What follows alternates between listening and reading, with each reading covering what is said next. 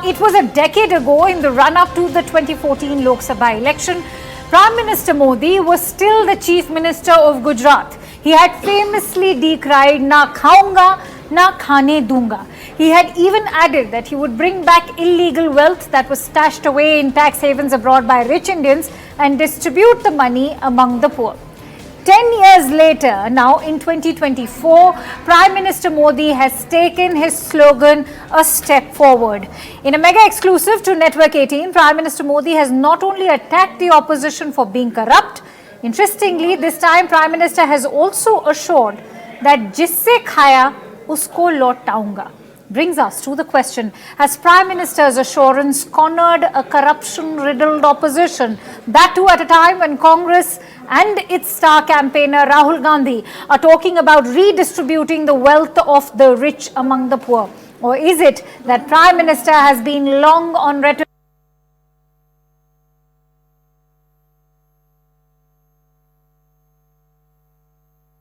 दुर्भाग्य से अब राजनेताओं को ये बेनिफिट मिलने लगा है कि इतना भ्रष्ट लोगों का।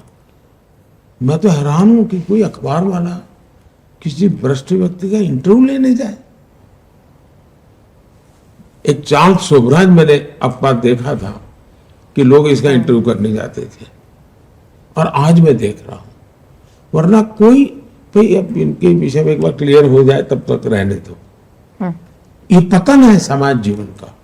मेरी चिंता वो है, लोकतंत्र के लिए बहुत आवश्यक है कि एक बहुत ही मजबूत विपक्ष हो, बहुत ही सजग विपक्ष हो और सरकार को तलवार की नोक पर चलने के लिए मजबूर करे, ऐसा विपक्ष होना ही चाहिए। और मुझे इस देश में टैलेंट की कमी नहीं लगती है। इस देश में भरपूर टैलेंट है, उनको अवसर दिया जाए।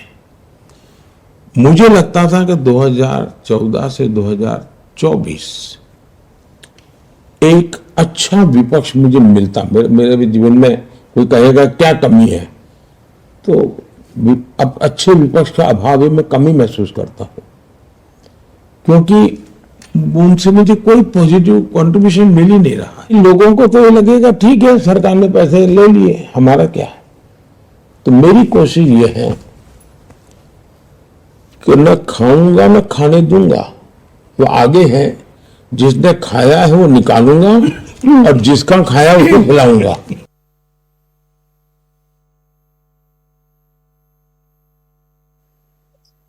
That's being made by Prime Minister. On that note, let me also introduce our esteemed panelists today. I'm joined in by Shaina NC, who's the spokesperson of the Bharatiya Janata Party, Sujata Paul, who's the spokesperson of the Congress Party, Professor Geeta Bhatt, who's an academician, and Siddharth Sharma, who's the spokesperson for the Aam Aadmi Party. Many thanks to you, Siddharth, and the ladies for joining in. Siddharth, if I could start with you, what has also stood out, apart from the talk about controlling corruption, is Prime Minister's analogy with Charles Sobhraj, that too of Arvind Kejriwal. How do you respond to that kind of a charge where Prime Minister in fact has now brought down the Delhi CM to the level of a con man like Charles Sobhraj? The Prime Minister today admitted to 3 Charles Shobhrajas in BJP, one Charles Shobhraj being Mr. Ajit Pawar, one Charles Shobhraj being Hemant Soren, and one Charles Shobhraj being Mr. JP Nadda. 2 people out of them have ED cases against them. So essentially, Prime Minister was saying whoever has an ED case is a Charles Shobhraj. So Hemant Bishwa Sharma as well as Mr. Ajit Pawar have ED cases, and as far as JP Nadda is he's clearly referred to Arvind Kejriwal being Charles Shobhraj. No. Siddharth, let's talk about why are you getting so nervous? Why are you getting so nervous? Let the BJP spokesperson Siddharth, answer. I'm just asking you. I'm putting, do not twist and turn the Prime Minister's statement. He clearly drew that analogy with the Delhi CM. What's there to be nervous? You've got the statement wrong.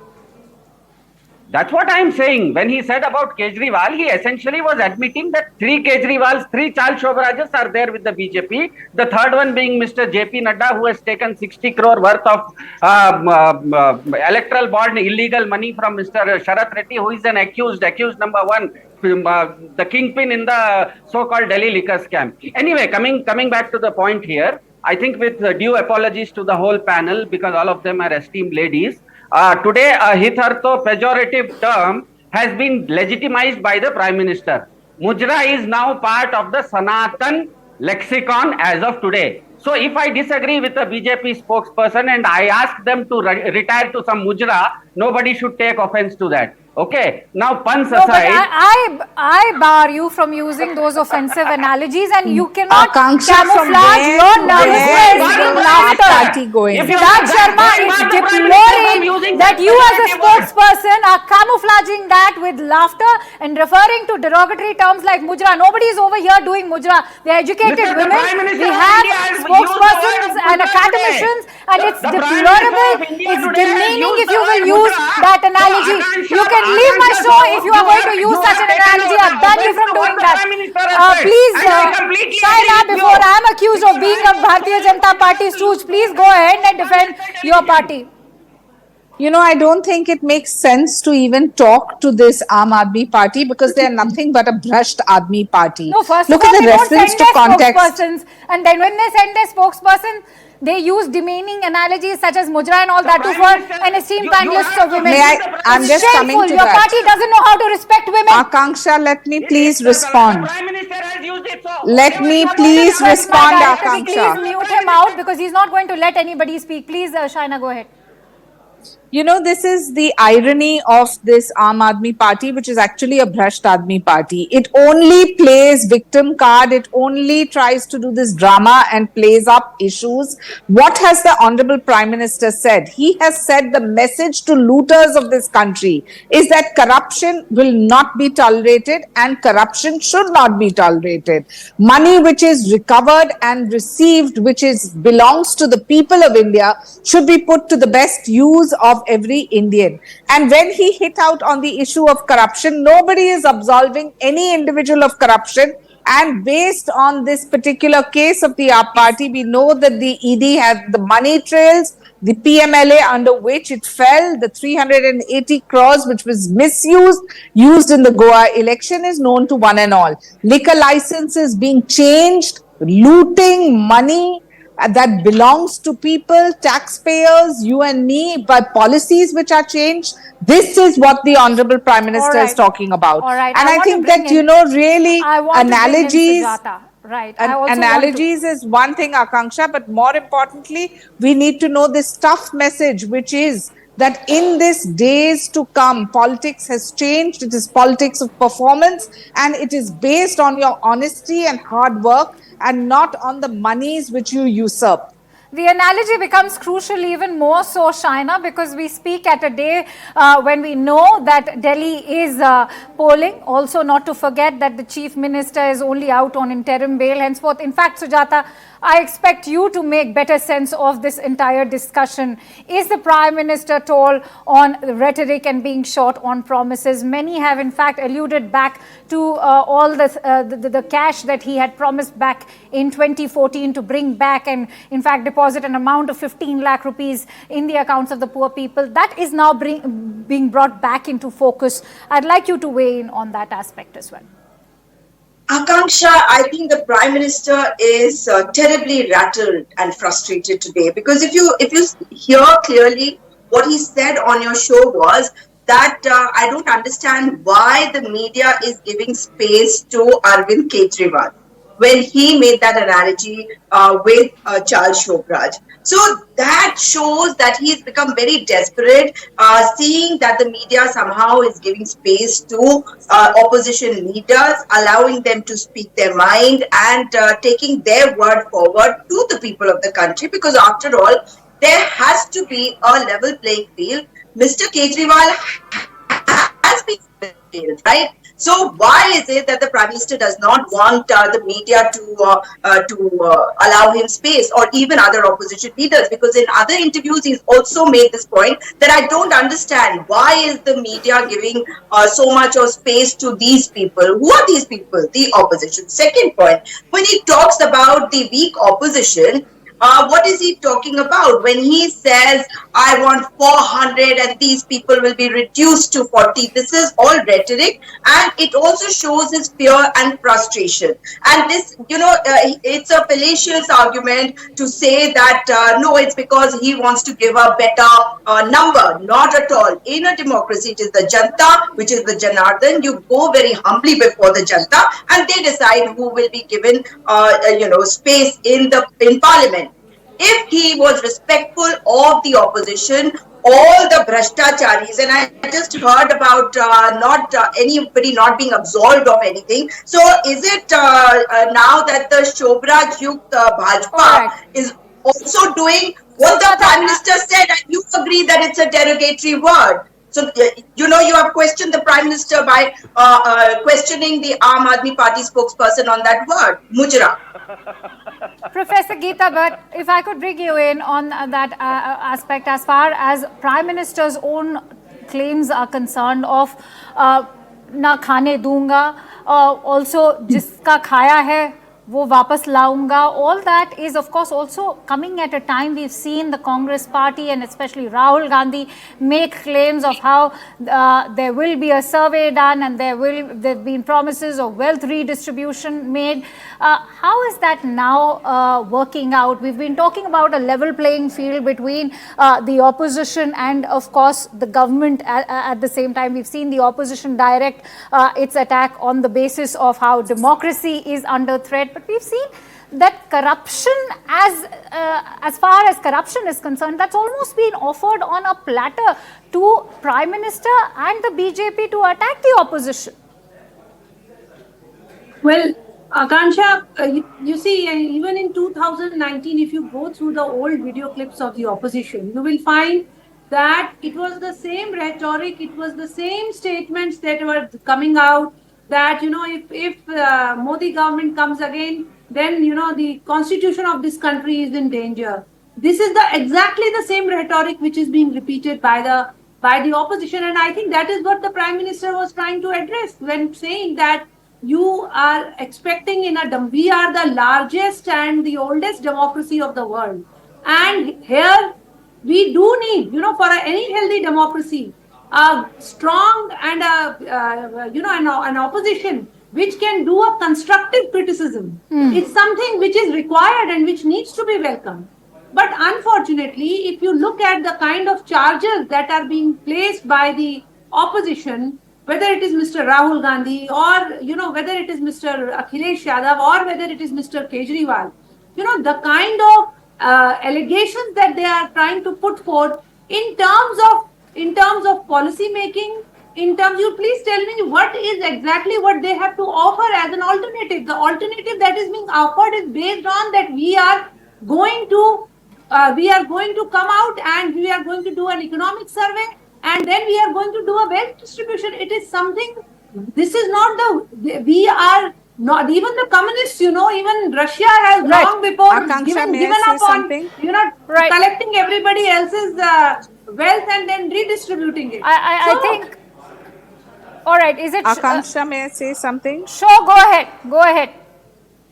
Akanksha, I just want to say one thing. The Prime Minister has always talked about a strong opposition, and that's what we want in a democracy. But look at the cockiness of this AAP spokesperson who chooses to use words like mujra, etc. I want to say that it's largely emblematic of the kind of ideology his own party, in fact, endorses. Yeah, I'm not surprised. That party does not respect women is known to one and all. Swati Maliwal is a case and study where you know that how at risk even their own party workers are within their own premises. But I want to say one thing clearly. That does it mean that by wanting a strong opposition, you should want corrupt? No, this is a crusade against corruption. Our Prime Minister has clearly said in his interview to YOL when he uses an analogy, the analogy is to show how criminal charges have been levied based on the premise of actual use of funds which belong to the common citizen. So, at the cost of wanting an opposition, you can't want some fraud. It is imperative to understand this is the time for us to leave the mandate to the voters of India, but not at the cost of the voters being subjugated to people who are corrupt and subjugating yourselves to people who are hardened, misusers of Siddharth funds which Sharma. belong to the common citizen. Right. Siddharth Sharma, it's not the BJP, it is not the media, but in fact it was Anna Hazare who said that Arvind Kejriwal has destroyed the anti-graft movement of 2011 and that he's betrayed the trust of India's population. Yeah, one thing I'm happy that three ladies, esteemed ladies across party lines, including the media, have taken objection to the words used by the Prime Minister today. That was pejorative, and you have taken objection to it, and I thank you for that. And at least if you don't have the guts to ask the Prime Minister, even if you hit a arrow on me and it hits the Prime Minister, that's good enough. So you also You gentlemen do not have the guts to answer the questions that are being posed to you. Don't go into whataboutery, sir.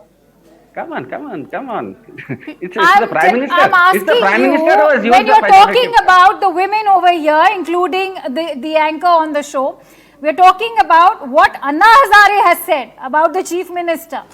It's not us or the Prime Minister accusing him, it's Anna Hazare who was part of that movement, who took him under his wings. He said that the Chief Minister has betrayed the trust of millions of people in the country and that he's betrayed the cause of the anti-graft movement. Can I answer that now? Yeah, sure, go ahead. We've been waiting. Yeah, I think what you are saying is that the esteemed Mr. Atal Bihari Vajpayee, when he said to Mr. Modi to follow Raj Dharma, and he did not follow when he was the Chief Minister of Delhi, Chief Minister of Gujarat, you are drawing the same analogy with Mr. Anna Hazare and Arvind Kejriwal. The only difference here is that Anna Hazare is no more, he was never part of Aam Aadmi Party, but Atal Bihari Vajpayee, the Prime Minister of India, spoke to the Chief Minister of Gujarat, asking him to follow Raj Dharma, which he did not, and now the BJP comes across and sermonizes others. So BJP has to understand that Hindi में बोलते हैं उड़ता तीर लेंगे ना तो दिक्कत हो जाती है. उड़ता तीर बीजेपी को नहीं लेना चाहिए. Is it not irony that a party that was formed on the basis of fighting corruption became part of a movement called India Against Corruption, has its own chief minister now behind bars for corruption charges, has ministers of the government behind bars on corruption charges? There's not a single department that's been left. You talk about liquor policy, you talk about education, health, Jal board, it's a shame. So are you saying that anybody who has been charged with any crime and he is in jail is an accused and he is guilty? Then you are saying essentially that Mr. Atal Bihari Vajpayee, the Veer Savarkar and L.K. Advani are also culprit of something, because in this same country they were also in jail. So if you are drawing an analogy saying that whoever has been charged with something, let me tell you, Manish Sisodia's bail has been rejected because this is what the court had to say, that there's incriminating evidence, which is why they were cancelling his bail. Before I'm accused of being a BJP stooge, Shaina MC, I want to ask you, the major charge coming in from the opposition is that BJP has become a washing machine. In fact, as of April 2023, 23 out of 25 politicians from the opposition joined the BJP and their corruption charges were dropped, has been a major allegation coming in from the opposition. How does the BJP address that? Akanksha, I'm very glad you asked this question, because in 10 years, our Honorable Prime Minister and the Bharatiya Janata Party and the NDA for that matter have not been charged on any case of any misappropriation of funds, corruption, scam, etc. Cut to, go back in time, you will remember the 2G, you will remember the 2G Commonwealth. Sir, stop screaming. Stop screaming. You stop screaming. You first there's a way to conduct yourself during debates. Please, Siddharth, shouting is not permissible. I will let you speak. Stop screaming. Please stop screaming, Siddharth.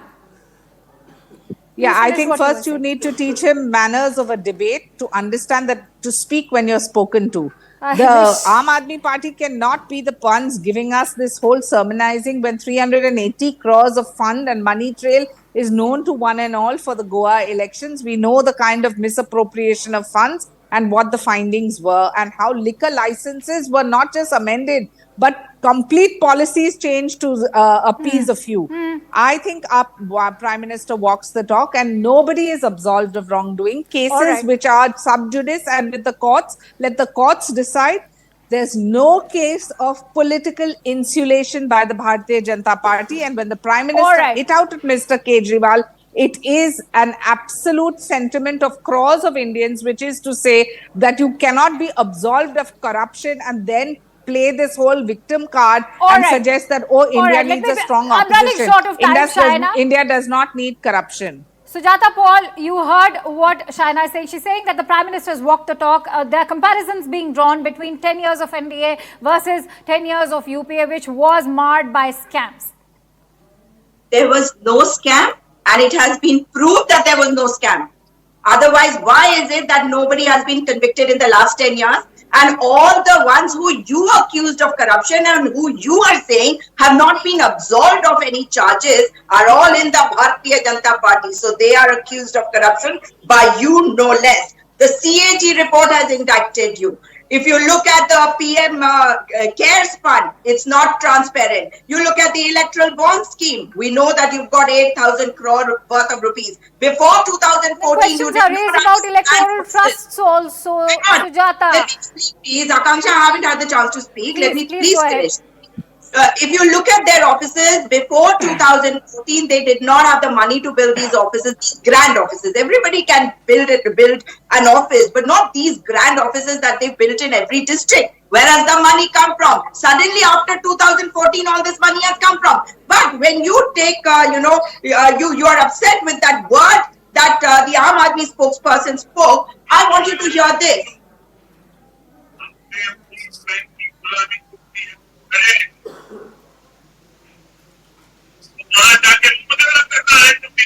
Did you hear that? It is the Prime it's not really audible. Use this word. So don't be selective in. I would not approve of anybody using such derogatory terminologies for women at all, let alone men. Professor Geeta Bhatt, I'd like to in fact end with your thoughts. How important is it now going to be for Prime Minister, in fact, if he's made assurances and if he does come to power a third time, to walk the talk this time when he says, jiska khaya hai, usko wapas doonga.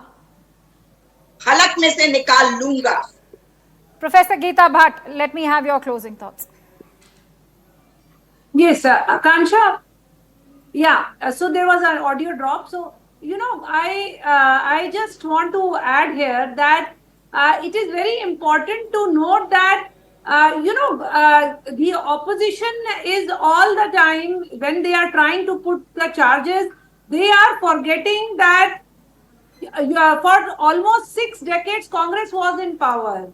Now, the way they had handled the kind of, the influence that they had and how they misused in various positions, and also in terms of asking for the electoral bonds, is it that none of the political parties have taken the I want to question the Supreme Court.